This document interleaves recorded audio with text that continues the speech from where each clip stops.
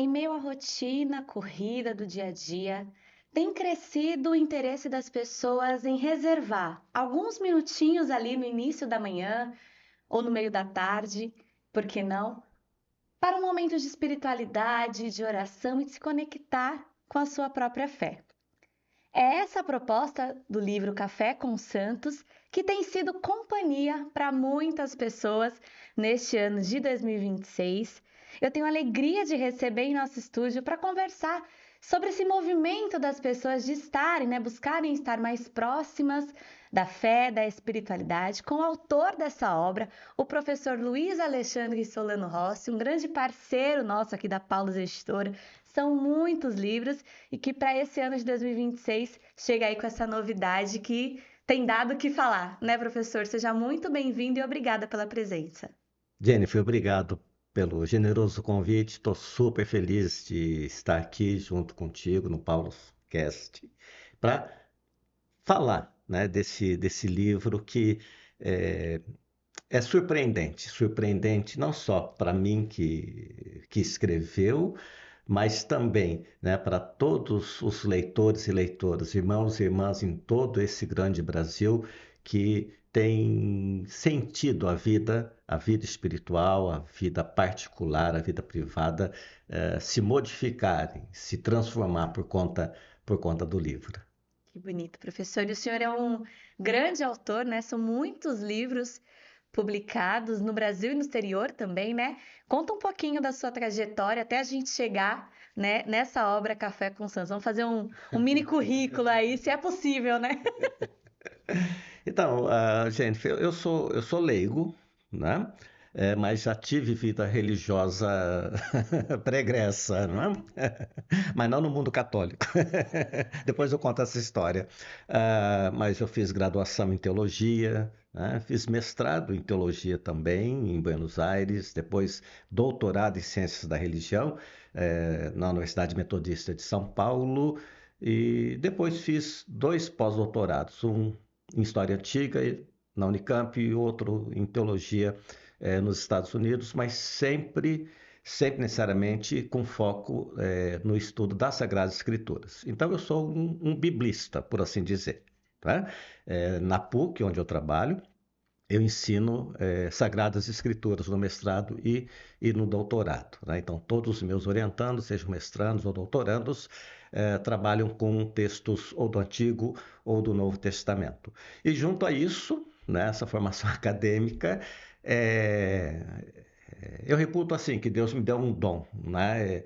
Eu não escrevo apenas porque eu sei escrever, mas eu escrevo por conta de uma missão. É dom, né? E as pessoas sempre me falam isso, né? Rossi, como que você escreve tanto, né?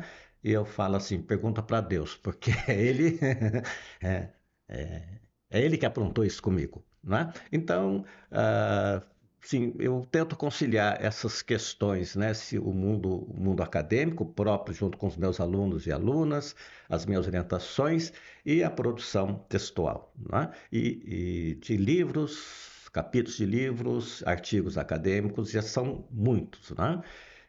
Pela Paulus, são mais de 70 títulos, né? Sim. E muitos desses já foram publicados, como você disse, no exterior também. Bacana, professor. E o senhor chega, né, com essa nova linguagem, né? A gente conversava aqui antes de iniciar a nossa gravação, que é realmente um movimento das pessoas, né, de buscarem estar ali mais próximas de Deus, de reservar esse momento ali, né, para oração, uma prática que a gente talvez não fosse tão comum no universo católico, né? Como que a gente talvez consegue explicar esse fenômeno? O que que tem acontecido para que, graças a Deus, a gente tenha buscado estar mais próximo dele? Acho que há algumas possibilidades de resposta, né? A primeira tem essa coisa do retorno da pessoa para um momento de interiorização, né? De religação com Deus. E isso se faz a partir de um momento que a pessoa tenha tempo de qualidade, invista o tempo e um tempo de qualidade com Deus, porque nós não podemos, e nós não conhecemos Deus se nós não separarmos tempo. E como você dizia, a gente vive uma sociedade do corre-corre, uma sociedade que, por conta do corre-corre, é também uma sociedade que nos deixa extremamente cansados e volta e meia nós dizemos nós não temos tempo para fazer tudo quanto gostaríamos, né? No dia a dia, no cotidiano, com o trabalho, com família, cuidado dos filhos, isso e aquilo. E aí então Deus vai ficando para escanteio, né? Nós vamos escanteando Deus das nossas vidas. E a leitura devocional é uma maneira de reconectar, né? Reconectar a pessoa, o fiel com Deus. Por quê? Porque ele separa tempo. Né? Ele sabe que aquele tempo é um tempo específico, é um tempo sagrado, é um tempo de qualidade, é um tempo em que ele e ela, né, buscará, né, através da leitura devocional, ela procurará se abrir ainda mais para Deus, para conhecer a Deus, ser conhecido de Deus e muito mais do que isso. Né? A leitura devocional é um eficaz caminho, um eficiente caminho para a santidade pessoal. Não é? Quer dizer, não é a pessoa. Eu sempre costumo dizer assim, Jennifer, com o passar do tempo, nós transformamos a igreja num posto de gasolina. Num posto de gasolina. Não é? Ou seja, a gente reduziu a vida cristã ao domingo, à missa dominical. Né? Então a gente vai à missa, né? E a gente cumpre o ritual da missa, né? E durante a semana nós nos esquecemos completamente, né? Não só da comunidade que fazemos parte, de Deus, né? E vamos esvaziando o tanque espiritual, né? Até que, né, já quase que esvaziado, nós retornamos à missa no domingo. Né? E parece que isso é muito generalizado, né, na vida do católico e da católica. A leitura devocional quer justamente mostrar que Deus não deve ser reduzido a uma experiência dominical, mas deve ser uma experiência diária. Né? A gente não conhece ninguém, absolutamente ninguém, conversando com essa pessoa 1 hora por semana. A gente conhece, a gente tem intimidade com a pessoa, convivendo com essa pessoa. Né? Já faz 36 anos, por exemplo, que eu sou casado. Né? Sim. Bastante tempo. Bastante. Bastante tempo, né? E é o convívio, né? É o convívio que faz com que eu conheça mais e melhor minha esposa e ela me conheça mais e melhor, né? E esse mesmo padrão acontece ou deveria acontecer relacionado com Deus. A leitura devocional, portanto, é algo que marca, é como se, né? E eu estou falando demais, né? Imagina. É como se, né, para usar uma expressão teológica, é como se na leitura devocional Deus invadisse, kairologicamente, né? Quer dizer, Deus invadisse diariamente o nosso tempo, né? Como se a presença de Deus, a presença de Jesus, a presença do Espírito Santo, a presença de Maria, a presença dos santos estivessem coletivamente, comunitariamente com a gente quando paramos para, com qualidade, fazer a leitura devocional. É interessante o senhor falar, né, e trazer esse ponto, porque eu acho que a questão do devocional, talvez não como a gente, né, tem conhecido mais recentemente, mas esse momento de oração, né, para além de um momento e um dia específico da nossa semana, faz parte da nossa tradição, né, assim, religiosos, religiosas, a vida consagrada de uma certa forma, né, de uma forma geral, tem essa prática, né, faz parte dessa prática, ter momentos ali no seu dia para oração. Na Bíblia, né, nas Sagradas Escrituras, a gente sempre vê né, saiu para orar. Então a gente sempre tem esse chamado. E a gente ainda talvez não tivesse conseguido entender que isso vale para a gente também, né? Leigos, não precisa ser um consagrado, não precisa ser um religioso para reservar esse momento e fazer essa experiência de conhecer a Deus diariamente, né, professor? Não, sem dúvida, sem dúvida. E essa acho que é a experiência, né, do Café com os Santos também. Por quê? Assim, o livro, né, cada dia eu convido os leitores e leitoras a lançar 5 olhares, são 5 pequenos exercícios de espiritualidade a cada dia. Né? E cada dia eu trabalho ou cada mês eu trabalho com um dos santos da igreja. Mas aí está justamente aquilo que eu tentei fazer ou abordar de forma diferenciada. Ou seja, né, para seguir aquilo que você falava, né, de olhar os santos e santas como se eles fossem seres humanos. Quer dizer, não sei se a palavra é a melhor, mas é uma humanização dos santos. Então eu olho para eles e falo assim, antes deles e delas serem santos, eles eram homens e mulheres. Eram homens e mulheres, discípulos e discípulas de Jesus, assim como nós. Sim. Né? E aí, então, quando olhamos para eles e para elas, nós também temos essa tendência porque eles foram, nós também podemos. Né? Sim. E eles não foram, né, homens e mulheres que se dedicaram a Deus esporadicamente, né? Mas eram homens e mulheres que se jogaram para Deus, que se dedicaram a Deus. Então, nesse sentido, é, a leitura devocional é um pouco disso, né? De mostrar, né, para cada um de nós, né? Para cada um de nós, católicos e católicas, que o itinerário para a santidade se faz a partir do cotidiano. Né? Quer dizer, ninguém é transformado da noite para o dia.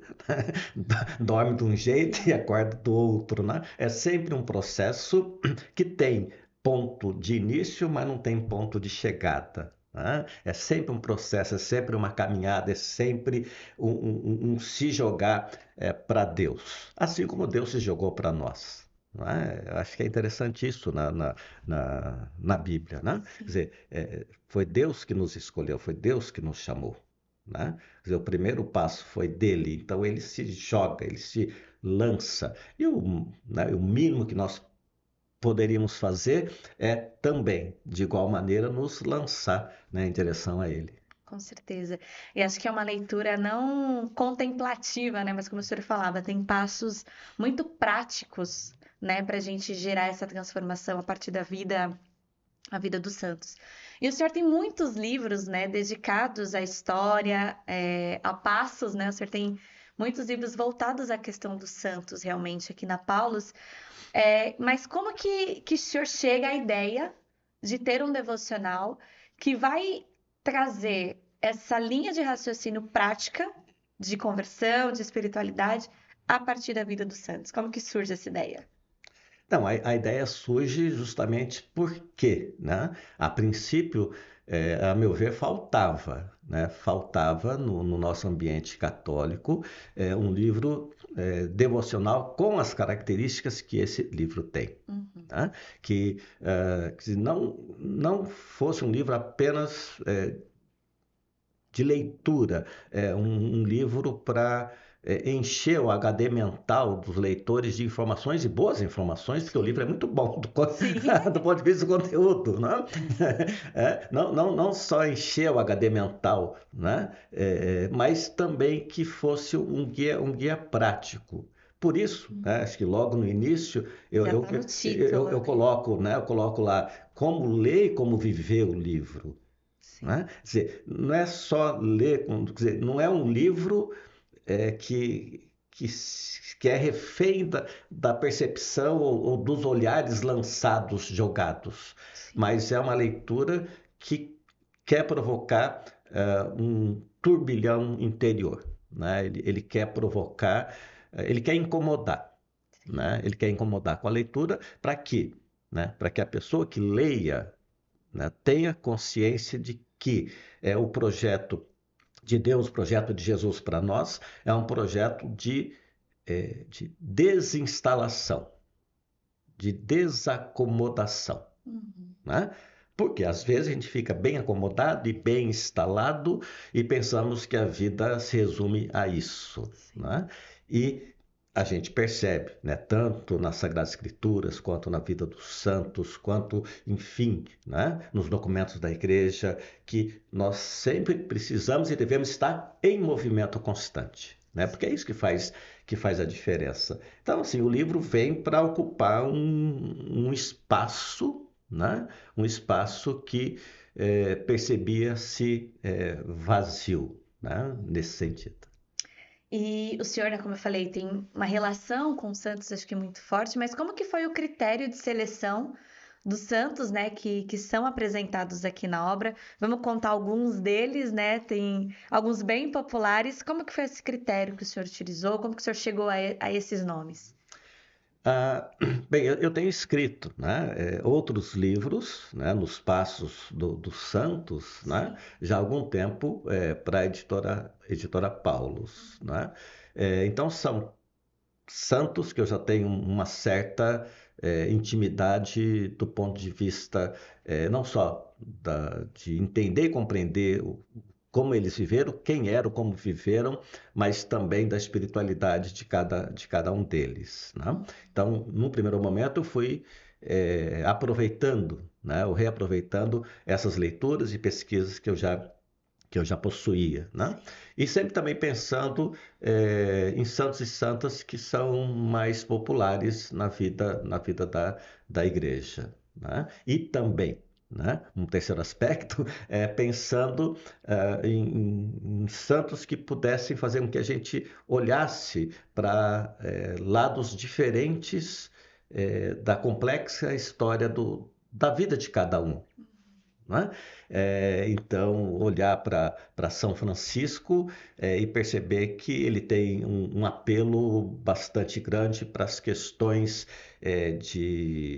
de humanização das relações com a natureza, do meio ambiente, não é? Com aquelas pessoas que vivem em situação de vulnerabilidade, né? Olhar para são Luís e Santa Zélia, os pais de Santa Teresinha, e perceber que a santidade acontece também dentro do espaço comum da casa de cada pessoa, né?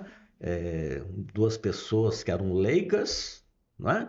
Sim. Mas que vivem, né, substancialmente a partir da casa deles um projeto de vida diferenciado e que deu certo, né? Então, assim, são vários santos, são 12, né? Sim. Um para cada mês, e eles funcionam, né?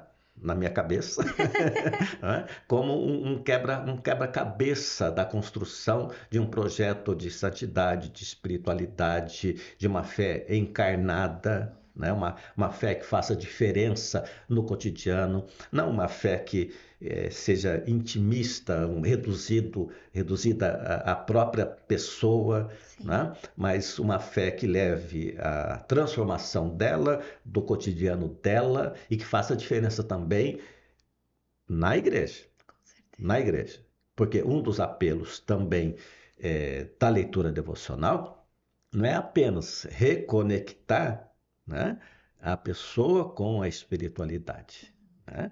Para mim, e a meu ver, a espiritualidade é essencialmente comunitária, né? A gente exerce no momento, em casa, sozinho, no silêncio, né? E a gente tem esse momento de espiritualidade, de vivência, experiência com Deus, só que nós somos cristãos de comunidade, Com né? certeza. Nós não vivemos sozinhos. Então, a experiência devocional é necessariamente uma experiência que também nos lança para dentro das nossas comunidades com uma nova percepção do que é ser discípulo e missionário de Jesus. É importante o senhor trazer esse aspecto, porque a gente às vezes vai caminhando, né, em alguns espaços, seja nas livrarias ou seja em grandes eventos. Eu sempre gosto de trazer uma experiência que eu tive no final do ano passado, né, de 2025, na Bienal do Livro de Recife. Então, uma feira de livros, né, como Uhum. do Rio de Janeiro, como de São Paulo, e a quantidade de pessoas que entraram no estande da Paulus procurando por livros devocionais. Eu não tenho isso em números, né? A gente não tem esses dados, mas a percepção que eu tenho é que foi o que mais saiu. Assim, foi o do catálogo, foi o nicho, né? O gênero Aham. que mais foi vendido, assim. Seja o Café com Santos, seja outros devocionais que a Paulus tem, né, no seu catálogo, mas é importante, eu acho que a gente frisar bem isso, né, de que não é apenas, né, para eu de manhãzinha fazer o meu story, isso é ótimo, que isso incentiva, isso é uma forma também da gente evangelizar, mas eu não posso parar por aí ao ter acesso a um livro devocional, seja o Café com Santos ou seja qualquer outra leitura devocional, né, professor? Não, concordo plenamente, Jennifer. A leitura devocional tem e cumpre um papel assim, de extrema importância na vida do católico, Claro. né? Mas nós não podemos nos resumir ou resumir a vida cristã, o projeto de Jesus, a apenas isso, né? Porque nós estaríamos trocando, Sim. trocando aquilo que eu falava na imagem do poço de gasolina pela leitura devocional, né? Quer dizer, é muito mais do que isso. A vida cristã é muito mais do que apenas um resumo num aspecto ou no outro aspecto. É alguma coisa mais complexa, é alguma coisa mais doadora, é alguma coisa mais, é algo que exige muito mais de cada um de nós. Então, nesse sentido, aí eu lembro também, eu estava dando um curso, uma assessoria em algum estado, né? Sobre os profetas, né? Que é a minha área de pesquisa, né? Na universidade. E aí, né? Eu falava assim, os textos bíblicos, né? Me vinha assim, eu nem usava a Bíblia, né? Eu ia falando, decor, salteado. Aí ao final, eu lembro até hoje, um casal, né? Chegou, né? Um casal de já, né? Uma certa idade nada, não estou exagerando, né? Mas, né? Era mais velho do Meia que. idade, meia Meia idade. idade, né? Deles falaram assim: Nossa, mas como que você sabe tanto a Bíblia assim? Né? Porque a gente está aqui a gente participa da comunidade, né? Mas não sabemos, né? E aí a primeira pergunta que eu fiz para eles foi justamente para o casal, né? Foi justamente essa. Mas qual que é o papel e a importância das Sagradas Escrituras na vida de vocês? Né? Vocês leem, né? Vocês estudam, vocês participam de grupos de reflexão, né? E aí que está. As pessoas geralmente, né, assim, escolhem determinado tipo de ação ou de perspectiva que são importantes na Sim. vida, né? Também na vida cristã, mas ficam reduzidas como se fosse só aquilo, né? E na verdade não é, né? Nós temos muito mais para aprender e para praticar. Por isso que o livro traz como esse subtítulo, né? Um guia prático para a vida, um guia prático, Sim. né? E acho que ainda nessa linha, né, de ser prático e de levar realmente a numa transformação concreta, acho que assim como ler é um hábito, né, que a gente vai construindo ao longo da vida, eu acho que essa vida de oração também é um hábito, né? Então, não adianta só eu comprar o livro Café com Santos, pronto, missão cumprida. Mas é eu ter realmente o hábito, né, criar essa rotina de todos os dias ali em algum momento. A gente fala café com Santos, né, que a gente imagina que que é de manhã, né? Ou como eu falei, pode ser no final da tarde, pode ser o café da tarde com o Santos também. Mas reservar realmente algum momento ali do seu dia vai ser um hábito também, né? E que a partir dessa obra, essa vida de oração, essa vida em comunidade, como o senhor trouxe, seja uma rotina, seja um hábito para além, né? Que o livro ele consiga ser uma porta de entrada para essa vida espiritual que a gente tanto busca e tanto precisa, né, professor? Olha, perfeito, Jennifer. Assim, acho que a palavra-chave nisso tudo é o hábito, né? É a criação de um hábito, de um comportamento que é sadio. Sim, Porque, assim, queiramos ou não, nós trazemos hábitos ruins, não é? E hábitos ruins fazem com que nós acumulemos lixo, né? Dentro das nossas vidas. E por que não, né? E por que não? E nos esvaziarmos, né? Dos hábitos ruins e dos lixos emocionais, espirituais, físicos que se acumularam, fazer uma limpeza, né, em nossa casa interior e começar a adquirir hábitos que são sadios, né, sim. e que nos preenchem de uma tal maneira que vão fazer enorme, né, diferença em nossas vidas. Por quê? Porque o hábito de você orar, por exemplo, né, é, cria, cria uma relação, um vínculo com Deus de uma forma totalmente diferenciada. Sim. Né? Quer dizer, eu sempre falo assim, né, para aqueles que querem me ouvir. Né? Quem ora pouco tem pouco poder. Sim. Quem não ora nada não tem poder nenhum. Mas quem ora muito tem muito poder. Né?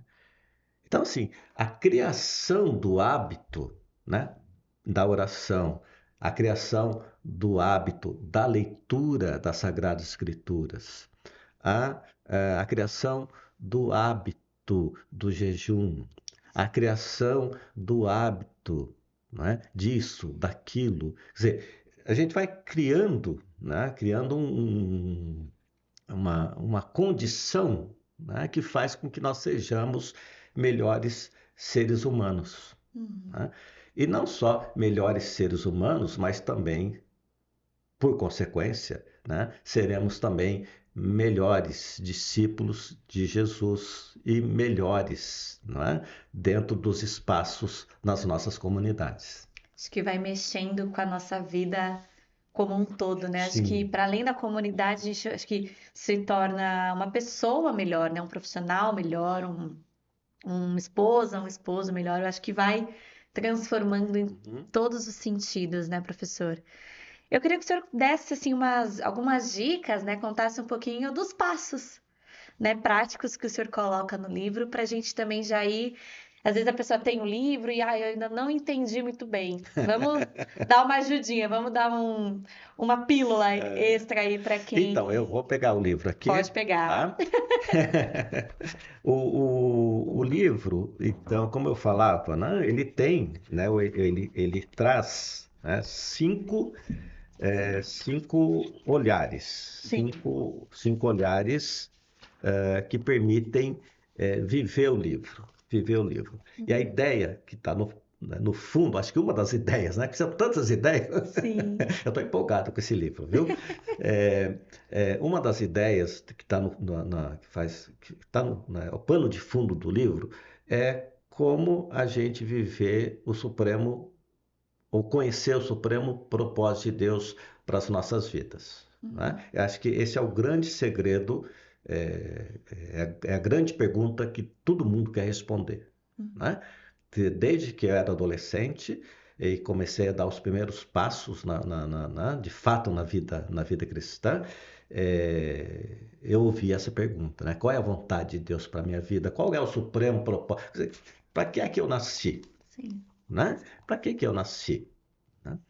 E aí então o livro quer justamente a cada dia fazer com que o leitor, né, faça esses 5 exercícios de espiritualidade. Então, como que se dá, né? Então, por exemplo, abrir aqui, né? Abrir aqui Aleatoriamente, a gente abriu. aleatoriamente, mas que dia é hoje? Hoje é Hoje, dia o dia da gravação é 29 de janeiro. 29 de janeiro. 29 de janeiro. É Santa Teresinha do Menino Jesus, né? Então, o que que nós temos em cada dia, né? Então, inicia-se com uma frase de abertura que chama a atenção, desperta os olhares. Amamos intensamente quando não fazemos cálculos para amar. É uma chamada de atenção, Uhum. né? Mas não é só chamar a atenção, mas, né, nos levar à prática diária, Sim. né? Depois você tem o texto em si, né, que eu conto um pouco, tematizando um pouco da história de Santa Teresinha.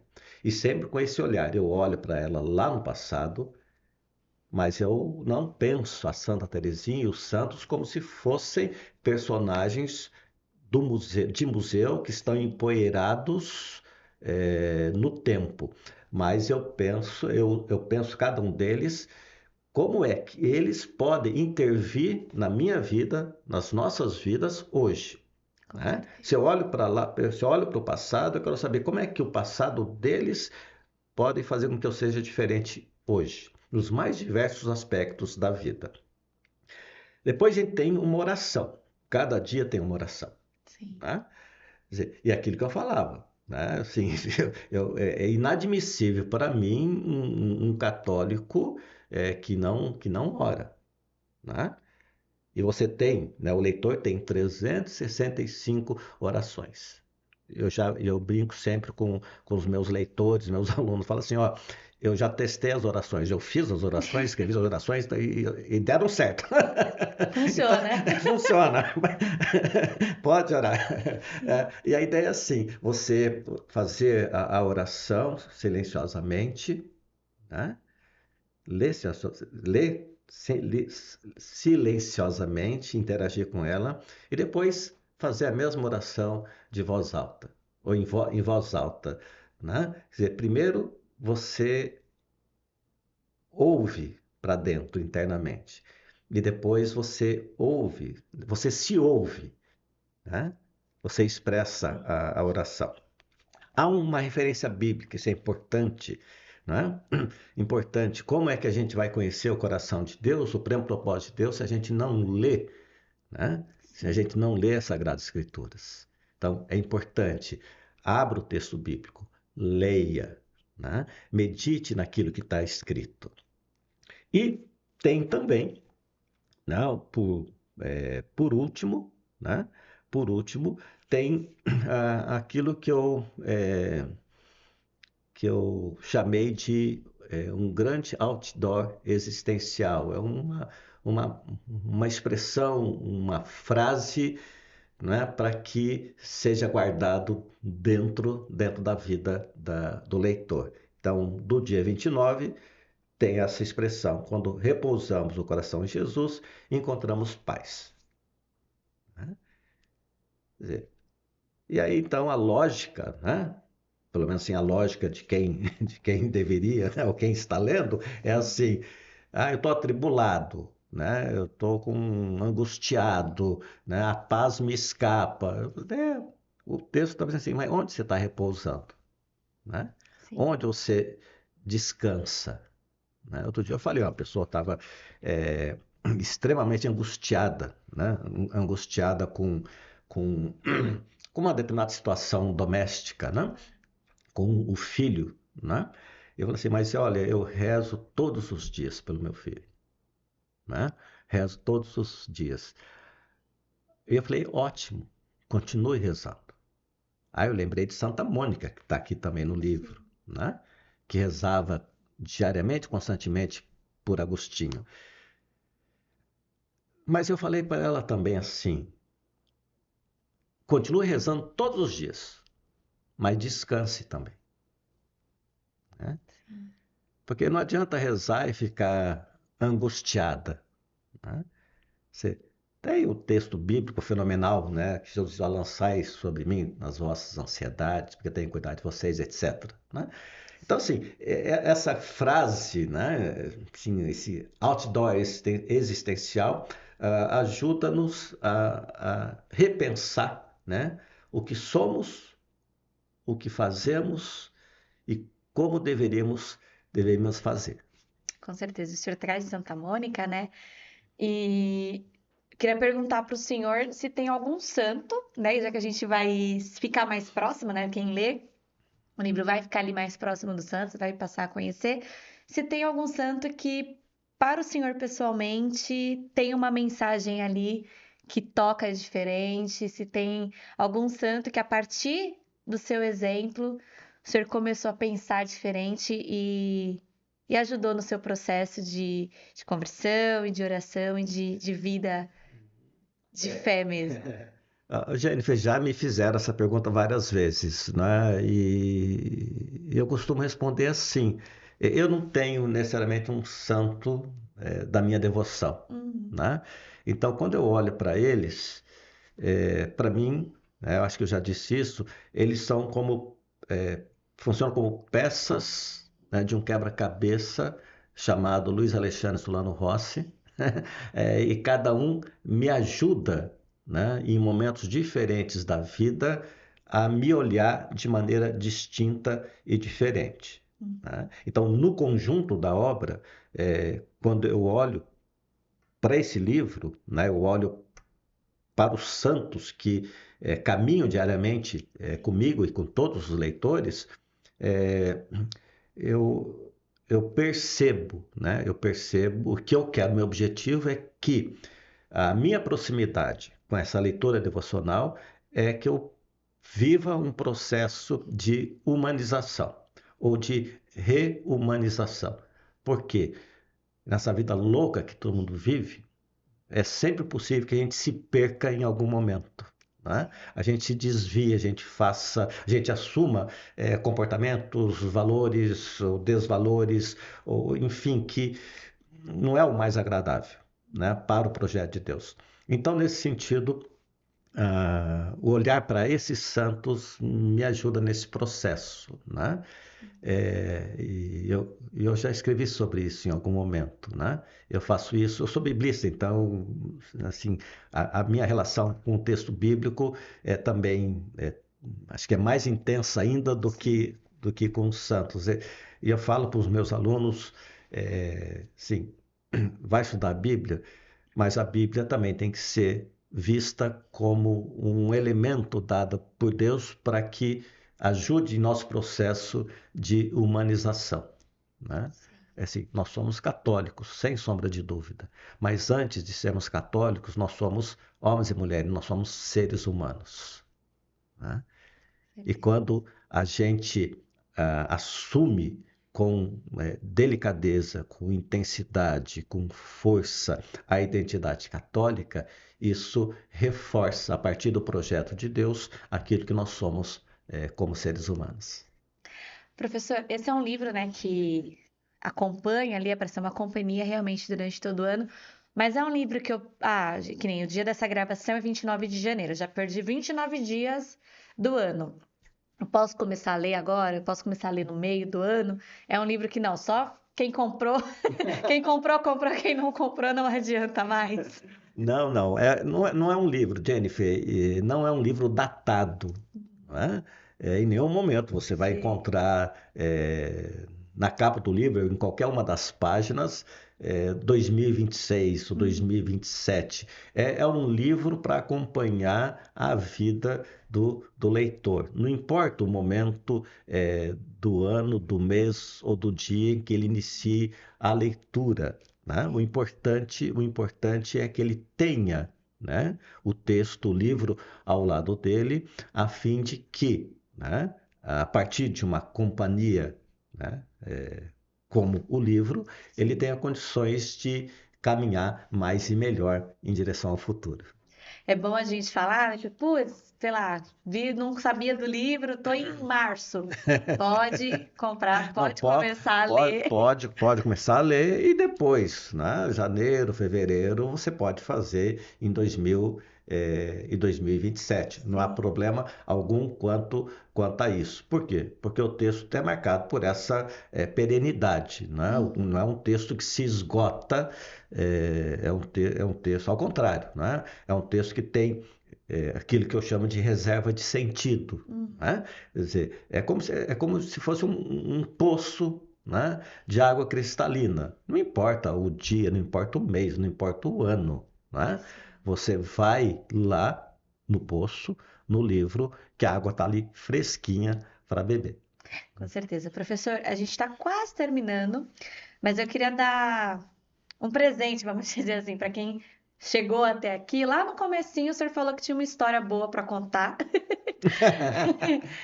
Quem chegou até aqui, acho que merece ouvi-la. Queria que o senhor falasse um pouquinho, né, da sua experiência pessoal de conversão, acho que a gente pode chamar assim, para quem chegou até aqui. Não vamos deixar o povo curioso, não. Assim, é uma história é, talvez pouco conhecida. Acho que a maioria dos meus leitores não sabe disso. Acho que só as pessoas mais próximas, né, que me acompanharam, acompanharam o meu itinerário, Uhum. né? É, e por isso alguns estranham, né, o fato de eu escrever sobre os santos, escrever sobre Maria, né, e ter essa relação tão próxima, né, com os santos da igreja.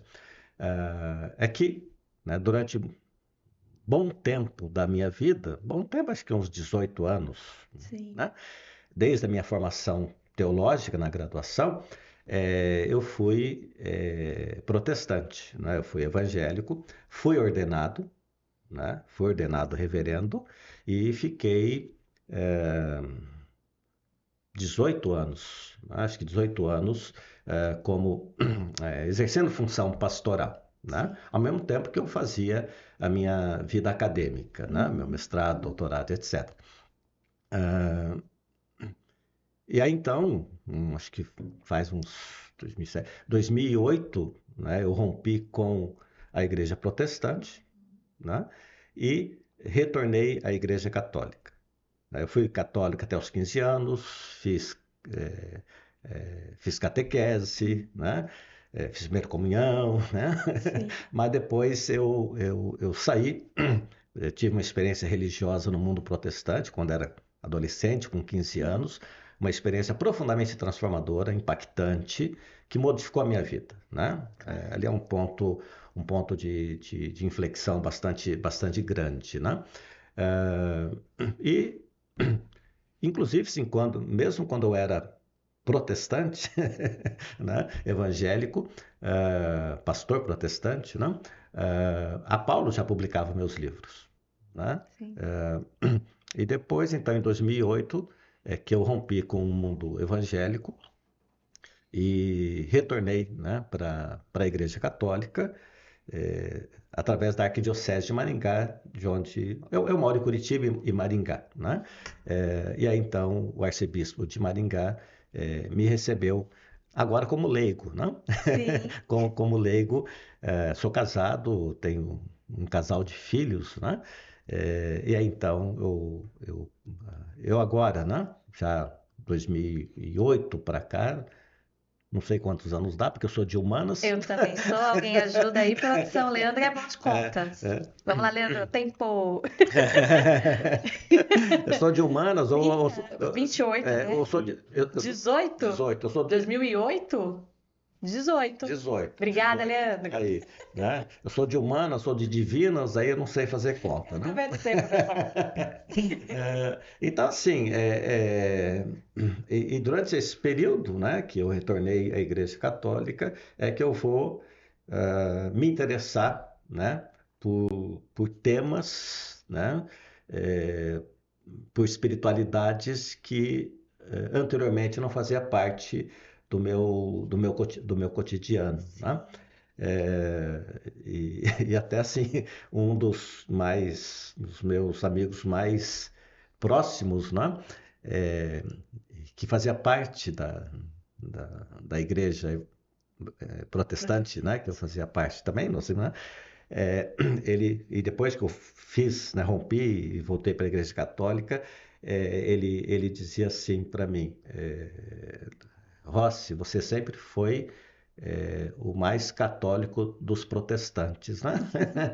É, e aí, então essa é a história Que a que gente eu... não poderia encerrar sem né? saber, porque eu fiquei curiosa. É, Queria ter perguntado até antes, eu falei, não, vamos deixar para o final, é que aí a um, gente segura também o é um povo ex, aqui. sim, acho que é interessante, tem esse apelo também, né? Um ex-pastor evangélico, um ex-pastor protestante, escrevendo sobre a espiritualidade, né, dos santos como Sim, guia devocional para a transformação do nosso cotidiano. isso é muito bonito, realmente, professor. A gente está caminhando para o fim, mas eu queria que a gente agora realmente encerrasse com uma mensagem, assim, a partir do livro, né? Que mensagem que o senhor deixa para quem é nosso leitor, para quem nos acompanhou até aqui? Como que a gente consegue encerrar esse episódio, né, esse nosso bate-papo a partir da profundidade e da beleza que esse livro traz? Eu diria assim, Jennifer e todos os nossos ouvintes, ah, nós não nascemos por acaso ou ao acaso, né? Há um texto belíssimo nos Salmos que diz que desde quando nós estávamos no ventre das nossas mães, Deus estava tecendo os nossos corpos e tecendo quem nós seríamos. E se Deus nos teceu, é porque Ele tem um supremo propósito para as nossas vidas. Minha mensagem é essa, que você, o leitor, leitores e leitoras, leiam o livro, sabedores disso, que Deus tem um propósito para a sua vida, você tem um propósito que nasceu no coração de Deus, e a leitura desse livro vai ajudá-lo, vai ajudá-la a se aproximar desse propósito e viver de acordo com aquilo que é próprio ao coração de Deus. Maravilha, acho que a gente não tem como encerrar melhor. Professor, muito, muito obrigada pela presença, pela disponibilidade, por toda a parceria. Eu estou sempre ali chamando o senhor para uma entrevista, para alguma gravação, então muito obrigada realmente pelo livro, né, por nos presentear com essa obra que realmente é um presente para tantos católicos que já estão na caminhada, né, mas que talvez ainda precisem de um material que os ajude a aproximar ainda mais de Deus, e para aqueles que ainda não sabem, né, ou não sabiam por onde começar. Eu acho que esse livro realmente, não à toa o sucesso, mas porque realmente ele tem uma mensagem muito forte, é pela sua profundidade, pela sua beleza, pela sua qualidade, né, dos textos. Acho que não tem, acho que todo mundo que compra um já quer presentear o outro, porque realmente é um livro que acrescenta muito na nossa vida como católica. Então, muito obrigada por tudo. Eu que agradeço novamente, Jennifer, a gentileza do convite. Sempre para mim é uma grata e honrosa alegria atender os convites que você me faz para poder cumprir, né, cumprir parte da missão que Deus tem me dado. Com certeza. E se você, né, gostou, ficou interessado, ainda não conhecia a obra Café com Santos, ou conhecia, mas ainda estava na dúvida, acho que a gente conseguiu sanar todas elas, né? Essa obra está disponível em toda a nossa rede de livrarias pelo Brasil, você já sabe. Nós estamos presentes em todas as regiões, é bem fácil de encontrar uma loja Paulus aí pertinho de você. Mas a obra também está disponível na nossa loja virtual, loja.paulus.com.br. No nosso Instagram, nas nossas redes sociais, a gente está sempre dando dicas, né, de como te aproximar da palavra de Deus, fazendo aí a comunicação um instrumento realmente de evangelização, assim como a obra Café com Santos. Se você nos acompanha, gosta dos nossos bate-papos, né, acompanha os nossos episódios e ainda não é inscrito no YouTube aqui da Paulus Editora, inscreva-se agora mesmo, ative as notificações, fique sempre aí bem ligado para não perder nenhum episódio do Paulus Cast. Muito obrigada pela sua companhia mais uma vez e até a próxima.